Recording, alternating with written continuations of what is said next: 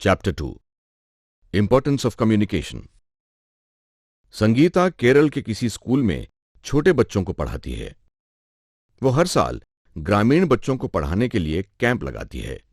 जैसे ही दीप को यह बात मालूम पड़ी, वो संगीता से उसे भी कम्युनिकेशन के बारे में सिखाने की जिद करने लगा, जिससे कि वो अपने कार्यक्षेत्र में लोगों से प्रभावशाली ढंग से बात कर सके। अपने आइडियाज को दूसरों तक प्रभावशाली ढंग से पहुंचाना जितना कठिन कार्य है, उतना ही जरूरी भी। कम्युनिकेशन कई प्रकार के हो सकते हैं। दोस्तों के साथ वार्तालाप करना, अध्यापकों का विद्यार्थियों के साथ वार्तालाप, बिजनेस बढ़ाने के लिए वार्तालाप इत्यादि। कम्युनिकेशन सिर्फ मैसेज का आदान प्रदान नहीं, बल्कि सही तरीके से जानकारी एक्सचेंज करने को कम्युनिकेशन कहते हैं। किसी भी बिजनेस का सही निर्माण करने के लिए जरूरी है आपस में सोच के आदान प्रदान का, जिसके लिए हर बिजनेस को अपने कर्मचारियों को संस्थान के हर गतिविधियों की जानकारी करते रहना पड़ता है। इतने में दीप का फोन बजता है। ये दीप के मैनेजर का फोन है। Hello sir. हाँ दीप, तुम कहाँ हो? सर मैं यहीं स्टेडियम के बाहर हूँ। दीप, हमारे समय सारणी में थोड़ा बदलाव है और इसलिए तुम्हें कल सुबह 6 बजे ही स्टेडियम पहुंचना पड़ेगा। जी सर, ठीक है, मैं पहुंच जाऊंगा। ओके दीप, कल सुबह ठीक 6 बजे पहुंच जाना। माफ करना संगीता। कोई बात नहीं। वैसे हम कम्युनिकेशन के बारे में बातें कर रहे थे, है ना? मैं समझ गया। जैसे हमारे देश को सुचारू ढंग से चलाने के लिए हमारी सरकार को आपस में बातचीत करनी पड़ती है, ठीक उसी तरह बिजनेस को चलाने के लिए भी अलग अलग लोगों को बिजनेस के बारे में बताना पड़ता है, जिसे बिजनेस कम्युनिकेशन कहते हैं। बिल्कुल, बस थोड़ा सा फर्क होता है। सही कम्युनिकेशन से किसी भी संस्थान को अपने कर्मचारियों का निर्देशन करना आसान हो जाता है और सबको सही जानकारी रहती है। जैसे अभी तुम अपने मैनेजर से बात कर रहे थे, उसे हम बिजनेस कम्युनिकेशन कहेंगे। प्रभावशाली बिजनेस कम्युनिकेशन के 2 रूप होते हैं, मौखिक कम्युनिकेशन और दूसरा लिखित कम्युनिकेशन। मैं बताऊं संगीता? हाँ हाँ।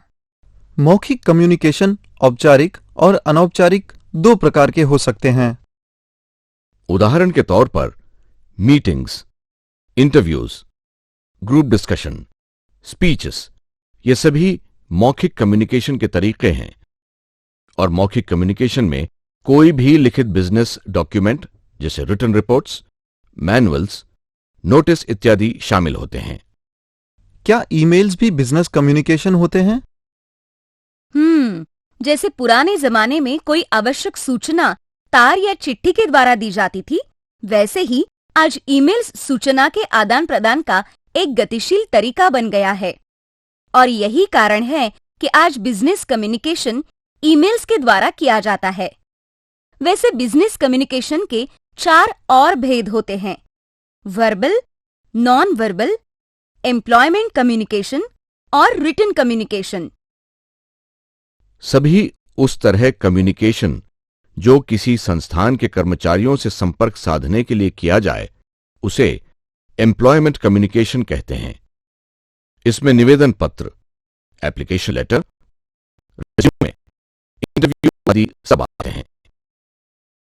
नॉन वर्बल कम्युनिकेशन में शारीरिक भाषा यानी हाथ की मुद्रा, हाव भाव आदि सभी को समझा जाता है। वर्बल कम्युनिकेशन में feedback, presentation, instruction and telephone शामिल होते हैं।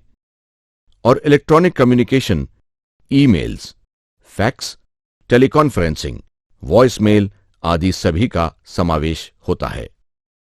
तुम्हें पता है संगीता, नॉन वर्बल कम्युनिकेशन हमारे वॉलंटियर ट्रेनिंग का एक खास हिस्सा थे। क्या इसके लिए अलग से कोई ट्रेनिंग सेंटर भी होते हैं संगीता?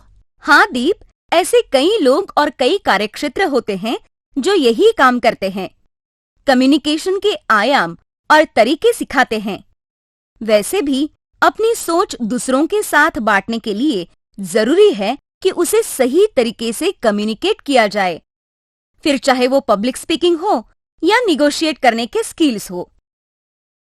बिजनेस में अपनी बात दूसरे सहयोगियों या अधिकारियों तक पहुंचाने के लिए पब्लिक स्पीकिंग की जानकारी अति आवश्यक है। स्पर्धा और प्रतियोगिता के दौर में दूसरों से आगे बढ़ने के लिए जरूरी है कि आप अपनी सोच को सही ढंग से अपने आला अफसरों तक पहुंचा सकें।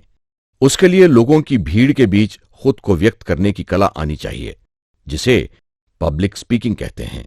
अपनी कंपनी के सेल्स को बढ़ाने के लिए तथा उसकी पहचान बनाने के लिए पब्लिक स्पीकिंग का होना अनिवार्य है। जो लोग नेगोशिएट करने में पारंगत होते हैं वो अपनी कंपनी के बिजनेस के लिए बहुत कारगर होने के कारण सम्मानजनक होते हैं। मैं भी पब्लिक स्पीकिंग सीखना चाहता हूँ। ओके, ऐसा करते हैं दीप, कल मैं तुम्हें कुछ रोज काम आने वाली अंग्रेजी शब्द सिखाती हूँ।